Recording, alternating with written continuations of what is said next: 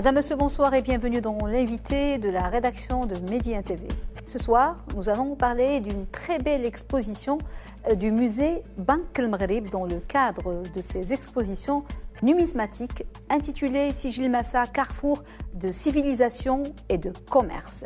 Une exposition qui nous plonge dans l'histoire de la légendaire cité d'or fondée au Moyen-Âge, au 8e siècle. La ville de Sigil Massa, porte du désert, est l'une des premières cités du Maroc islamique. Elle a été pendant des siècles une plaque tournante du négoce transsaharien, mais aussi un haut lieu de civilisation et de culture. Une exposition édifiante et nécessaire qui nous fait voyager à travers le temps et les différentes dynasties qui se sont succédées au pouvoir au Maroc depuis sa fondation jusqu'à l'avènement de la dynastie alawite. Et pour nous parler de cette exposition inaugurée il y a près de 2 semaines et qui se poursuit jusqu'au 30 mai 2022, nous avons le plaisir de recevoir ce soir sur notre plateau Monsieur Rochdi Barnoussi, responsable du département musée à Bank El Maghreb. Monsieur Barnoussi, bonsoir et merci d'être avec nous, d'avoir accepté notre invitation. Bonsoir et merci pour l'invitation. Alors, Monsieur Barnoussi, le musée Bank El Maghreb nous a habitués à ces expositions numismatiques, entre autres, autour des pièces, des monnaies, de leurs frappes. Pourquoi cet engagement à faire ce genre d'exposition et quelle est la particularité et l'objectif principal de l'exposition actuelle? Merci. Donc, depuis son inauguration en 2002, le musée de Bank El Maghreb n'a cessé de faire valoriser le patrimoine culturel marocain et en l'occurrence le patrimoine numismatique. Quand on parle de numismatique, on parle de la monnaie ancienne. C'est une science qui se consacre à la monnaie ancienne. Et dans notre cas, on essaie de mettre au profit du public, des publics, tout un patrimoine numismatique couvrant un large spectre historique depuis la haute antiquité jusqu'à nos jours et qui permet au public, aux visiteurs, aux Marocains de découvrir des pages rayonnantes de son histoire. Et pourquoi c'est parler de Sigil Massa? Parce que le musée, depuis, comme j'ai dit, son inauguration, a une politique de programmation culturelle. La programmation culturelle, c'est-à-dire à côté de l'exposition permanente, on réalise des expositions thématiques dont l'objectif est de présenter des aspects de notre histoire et de notre patrimoine. Oui. Donc, est-ce qu'il a été difficile, justement, d'organiser cette exposition autour de la cité de Sigil Massa, au vu de la rareté des pièces de monnaie et des vestiges de cette splendide cité médiévale? Oui, vous avez bien dit, c'est une splendide cité médiévale. Oui. Je reviendrai sur cette histoire-là. Mais ce n'était pas difficile dans la mesure où Bank El Maghreb possède une collection numismatique assez complète. Bien sûr, il y a toujours des lacunes, il y a toujours des choses à améliorer, mais nous avons une collection qui englobe beaucoup d'émissions, énormément d'émissions de l'époque antique, de l'époque médiévale et de l'époque moderne. Et pour Sigil Massa, nous avons pas mal d'émissions monétaires sur Sigil Massa qui couvrent presque les dynasties. Vous avez parlé d'une cité qui a couvert un large temps historique, si on peut dire. Effectivement, cette cité-là a été, si on peut dire, sortie de terre depuis le début de l'époque médiévale, 142 légères, c'est-à-dire au 8e siècle, et elle a perduré jusqu'au XVIIe siècle en tant que ville, en tant que cité. Par la suite, elle va se développer, on va voir comment. J'oublie pas de citer ici que cette exposition a été également faite en collaboration avec les experts du ministère de la Culture. Oui. Donc, on a eu recours à l'expertise. Si du point de vue monétaire, nous avons suffisamment d'échantillons, de pièces de monnaie, du point de vue archéologique, c'est moins. Justement, parce que je vois que dans l'expo, il n'y a pas que des pièces de monnaie, il y a des cartes, il y a des pièces, des objets archéologiques. Effectivement. Le principe scénographique d'une exposition nécessite un maillage d'artefacts archéologiques, de textes, de cartes, mais également de pièces de monnaie dans notre cas. Donc nous, pour être complet, pour présenter au public une vision complète et éducative de ce patrimoine-là, bien sûr, nous avons eu recours à notre partenariat avec le ministère de la Culture, qui nous ont fourni des cartes, qui nous ont fourni des objets archéologiques du site même de Sigil Massa et d'autres musées du royaume, avec la Fondation nationale également du musée, des musées qui nous a fourni quelques artefacts de qualité. Donc on a vraiment essayé de donner une vision la plus exhaustive, si on peut dire, oui. de ce patrimoine-là, de cette ville-là, pour que le public soit capable d'avoir une vision de cette histoire longue et intéressante. Alors justement, vous avez décidé de décliner cette exposition à travers un parcours de 3 axes. Pourriez-vous, M. Bernossi, nous en parler et nous expliquer le choix de ces axes ou de ces thématiques? Effectivement, Sijil Massa, c'est quoi? Sijil Massa, c'est une ville qu'on peut qualifier de mythique. C'est une ville qui a vraiment rythmé l'époque médiévale marocaine. Pourquoi? Parce que tous les historiens, Bekri, Yaqoubi et autres qui ont parlé, et d'une façon sans interruption, ont parlé de Sijil Massa parce qu'elle était la cité la plus importante, si on peut dire, sur plusieurs aspects. Oui. Donc Sijil Massa, Sijil Massa, elle était dans le Grand Tafilelt. Tafilelt, c'est une zone d'installation humaine très ancienne. Donc le premier axe, c'était l'installation et la création de Sijil Massa, le milieu de Sijil Massa, si on veut dire, l'écosystème de Sijil Massa. Donc Sijil Massa ne s'est pas trouvé d'une façon fortuite dans cette zone-là. Oui. Elle a été bâtie dans cette zone-là parce que cette zone-là, elle a connu une installation humaine depuis l'Antiquité. C'est une zone stratégique. C'est une zone stratégique, c'est une zone d'oasis, c'est une zone d'installation humaine, de culture intensive, d'élevage camelin et de relations avec un milieu aussi important pour le Maroc, qui est le milieu saharien et le milieu au-delà du saharien, le milieu africain. Oui. Donc, cette ville-là ne s'est pas trouvée d'une façon fortuite avec la région, c'est un écosystème particulier. Ça a été sous les premiers gouverneurs de Sijil Massa, les Midrarides, vont créer un canal qui va drainer l'eau du Ziz jusqu'à l'oasis de la région de Sijil Massa, oui. ce qui a facilité l'installation humaine, ce qui a créé une richesse incroyable. Ça, c'est le premier axe. Donc, oui. Que vous avez intitulé Sijil Massa, espace et potentialité naturelle. C'est ça. C'est-à-dire qu'il y a un site extraordinaire prédisposé à accueillir une installation humaine d'une grande importance pour la région et pour le pays.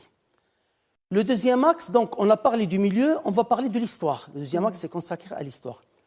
Donc, ça, c'est un élément important dans l'étude de l'histoire. On ne s'installe pas d'une façon fortuite n'importe où. Les rassemblements humains ne se font pas d'une façon fortuite. Donc, les gens se sont installés dans cette région-là. Pourquoi? Parce qu'il y avait un besoin vital d'échange autour d'un grand projet, c'est le commerce caravanier. Et ce commerce caravanier, c'est un peu le point d'achoppement de l'existence de cette ville-là. La ville de Sijil Massa a été créée, si on peut dire, oui. A été créée par le commerce caravanier, par les richesses drainées par ce commerce caravanier, et on va le retrouver depuis 140 de l'Hégire, c'est-à-dire le 8e siècle jusqu'au 18e siècle, que Sijil Massa était une ville stratégique à cause de sa fonction économique. Tous les caravanes de commerce sahariens et transsahariens qui partaient en Afrique occidentale bifurquaient vers cette ville-là, que les historiens qualifiaient de port saharien, oui. Et tout le monde venait déposer sa marchandise. Cette marchandise, qui était constituée principalement d'or, oui. Va par la suite être dispatchée au Maroc, en Afrique du Nord, dans le Mashrek, mais également en Europe occidentale. Donc cette ville-là va devenir une plaque tournante du commerce. Non seulement du commerce de l'or, mais tout type de commerce. Et qui dit plaque tournante de commerce, dit puissance stratégique, dit argent, dit pouvoir. Et donc là, on ouvre un point sur la politique. Donc toutes les puissances qui se sont installées au Maroc étaient obligées en quelque sorte de dominer la ville de Sijil Massa pour pouvoir dominer le reste de la région. Oui.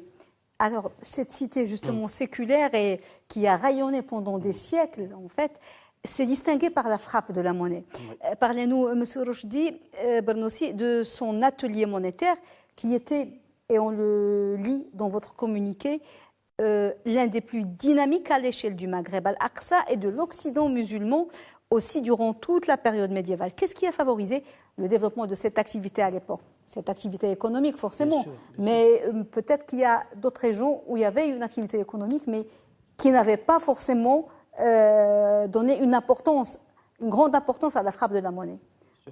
C'est presque l'unique atelier où il y avait eu de la frappe monétaire non-stop. Même avant l'installation du premier émirat, les Mgharawa, qui sont installés sur place, qui ont créé la ville, il y avait de la frappe vers la région, ce qu'on appelle le Ziz et Tudra, deux sites qui étaient connus sous les gouverneurs abbassides, mais également sous les idrissides. Par la suite, les premiers émirs, les kharijites, qui sont installés dans la région, qui ont créé un véritable État, ont commencé à frapper monnaie, les Midrarites, c'est les Midrarites. Puis, par la suite, cette cité-là va subir, bien sûr, la foudre des convoitises des grandes puissances autour, commençant par les Fatimides, puis par les Omeyyades d'Andalousie, les Midrarites vont frapper monnaie au nom de ces grandes puissances. C'est-à-dire ils vont devenir suzerains de ces deux grandes puissances, à savoir les Fatimides et les Omeyyades d'Andalousie, en attendant qu'il y ait une puissance locale, c'est-à-dire les Almoravides. Oui. Sous les Almoravides, cet atelier va prendre un essor incroyable et va être parmi, sinon, le meilleur et le plus grand, le plus important, le plus influent atelier monétaire de la région. Oui. De la région. Et puis, ça va continuer. Donc, sous les Almohades également, sous les Mérinides, un peu moins sous les Saadiens et encore un peu moins sous les shérifs alaouites. On va revenir sur ce point-là. Donc, c'est un atelier monétaire d'une importance extrême, surtout grâce au commerce de l'or, à la présence de l'or, mais également grâce à la position stratégique de la ville. Je vois là des images de l'exposition. Les pièces qui sont exposées, c'est principalement des pièces en or. Elles sont toutes en or, il y a aussi de l'argent, ou c'est que des pièces en or? Là, je vois que Ils frappaient principalement des pièces en or? Pas toutes les dynasties, mais nous avons mis l'accent sur l'or parce que c'était la ville de l'or, principalement. La ville de l'or, oui, la cité de l'or. Et nous avons voulu mettre en valeur ce minerai-là qui a fait la grandeur de la région, mais la grandeur du pays, du Maroc. Oui, oui. Et donc, bien sûr, il y avait des émissions en argent, il y avait des émissions en bronze. Les émissions dépendent également de la puissance du pouvoir central et de la présence, bien sûr, en grande partie de ce minerai-là. Oui. Donc, c'est ça. Alors, M. Balmoussi, cette exposition doit avoir aussi, à travers des cartes et des pièces archéologiques, le rôle important sur le plan du commerce caravanier, mais aussi l'importance civilisationnelle et culturelle qui est parfois occultée de la cité d'or. On parle de son rôle économique, commercial, mais c'était une cité qui a rayonné même sur le plan de la culture et de la civilisation. Bien sûr, vous avez très bien dit. On a parlé beaucoup du commerce, de l'économie, mais Sijil Massa était une plaque tournante de la véhiculation des idées. Pourquoi ? Parce que le commerce caravanier n'a pas uniquement véhiculé de la marchandise, il a véhiculé des savants, il a véhiculé le rite mélikite, il a véhiculé la lecture warsh, et tout cela était un apport singulier de la culture marocaine vers le pays du Grand Sahara et de l'Afrique occidentale. Oui. Tout l'héritage partagé entre le Maroc et l'Afrique occidentale est passé par Sijil Massa. Donc Sijil Massa a vraiment été une plaque tournante de la diffusion du savoir, de la culture, du sophisme, de la langue arabe, de l'habillement, des traditions marocaines vers l'Afrique, vers le Grand Sahara et l'Afrique occidentale. C'est un élément très important. Non seulement ça a permis cette circulation d'idées et du savoir, mais également un brassage ethnique. Un brassage ethnique très intéressant. Nous avons sur place les populations. Au début, il y avait les populations zénètes, les populations Snaja, puis les populations arabes, les Banu Marqiq qui sont venus s'installer. Il y avait une large communauté hébraïque installée sur place qui a participé d'une façon très dynamique à la vie de ces cités-là. Oui. Et puis il y a ce qui est un élément encore plus important, c'est que le chérifisme est parti de là. Le chérifisme saadien, puis le chérifisme alawite, du Tafilel et de la région. Donc, vraiment, c'est une région primordiale pour comprendre l'histoire du pays. Et c'est une région vraiment florissante, non seulement par l'attrait commercial qu'elle a suscité, mais également par l'échange d'idées, par l'échange du savoir, par le partage, par la dynamique sociale et politique qu'elle a créée. Oui. Alors, Sijil Massa, d'abord l'exposition, c'est une véritable leçon d'histoire. Vous venez de nous le montrer, et de géographie, puisqu'elle met aussi en exergue, comme on a dit, l'ancrage historique du royaume du Maroc dans la sous-région, en allant du sud de l'Europe jusqu'à plusieurs pays africains. Sijil Massa est aussi l'une de ces villes dont le nom résonne. Il y a des villes comme ça qui font rêver, autour desquelles se construisent des mythes. Il y a des gens qui ne savent pas que Sijil Massa se trouve dans la région du Tafilel, près de Ressani, qu'on peut facilement aller et visiter des vestiges. J'imagine que les ruines, principalement en sous-sol, c'est ça, M. Bornossi, elles sont en sous-sol, renferment encore beaucoup de mystères et encore beaucoup de choses à découvrir. Et je pense savoir qu'il y a un projet de recherche marocain en collaboration avec des experts et des archéologues américains qui est en cours. Quelle est l'importance de faire des fouilles, de chercher encore plus dans l'histoire de Sijil Massa? Vous êtes sûr qu'il y a juste une partie de l'iceberg qu'on connaît de Sijil Massa? Oui, du point de vue archéologique, on ne connaît pas grand-chose de la cité. On se base surtout sur ce que les historiens ont évoqué sur cette ville. Mais maintenant, au ministère de la Culture, à l'INSAP, à l'Institut national des sciences de l'archéologie et du patrimoine, en collaboration avec une mission américaine, ça fait plus d'une décennie qu'il y a des travaux archéologiques qui essaient de sortir de terre les restes archéologiques de cette ville mythique, parce qu'il faut imaginer la ville de Sijil Massa comme la ville de Fès et de Marrakech par sa grandeur. Et du jour au lendemain, cette ville va se transformer en un ensemble d'Oxor autour du noyau de cette ville-là, alors que les vestiges restants sont rudimentaires. Donc ça nécessite un grand travail d'excavation et de recherche pour faire ressortir tout cela. Et là, je profite de cette occasion pour rendre hommage à Feu Ronald Messier. C'est un chercheur américain qui a vraiment qui était le responsable de la partie américaine de ce programme de fouilles avec l'Institut national des sciences de l'archéologie du patrimoine, qui est décédé dernièrement. Donc, il a beaucoup participé à la mise en valeur du patrimoine et à ressortir les restes enfouis de cette ville mythique. Oui, alors c'est important maintenant de parler de cette exposition pour encourager les gens et les amateurs et ceux qui ne s'intéressent pas forcément mais qui peut-être vont découvrir une vocation pour aller la voir. Le musée de Bank el-Maghrib, c'est un musée permanent et l'accès est gratuit pour les écoliers et les élèves et vraiment franchement symbolique pour le reste du public.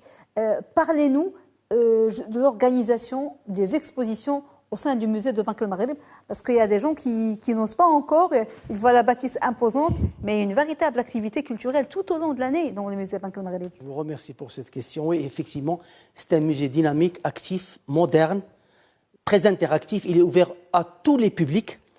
Il accueille le public scolaire, universitaire gratuitement. Le reste du public avec un montant vraiment symbolique. Et donc, il y a une exposition permanente consacrée à la monnaie, consacrée à l'art, mais également en fonction et aux missions de la Banque centrale. Ça permettra au public de connaître qu'est-ce qu'une banque centrale, par exemple.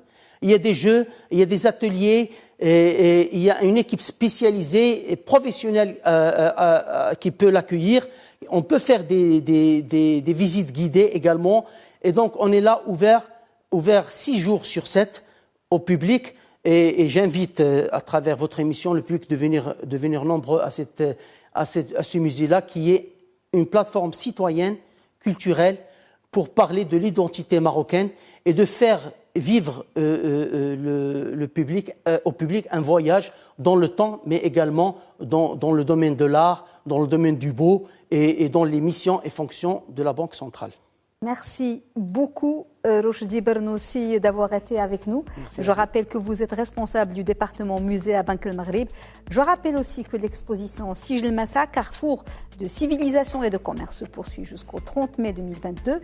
Avis aux amateurs, allez-y nombreux. C'est gratuit pour les écoliers et les élèves, symbolique pour le reste du public. Et c'est une exposition fascinante et édifiante pour notre histoire et l'histoire de toute la région. Mesdames, Messieurs, merci beaucoup de nous avoir suivis. Excellente suite des programmes sur Média TV. Très belle soirée.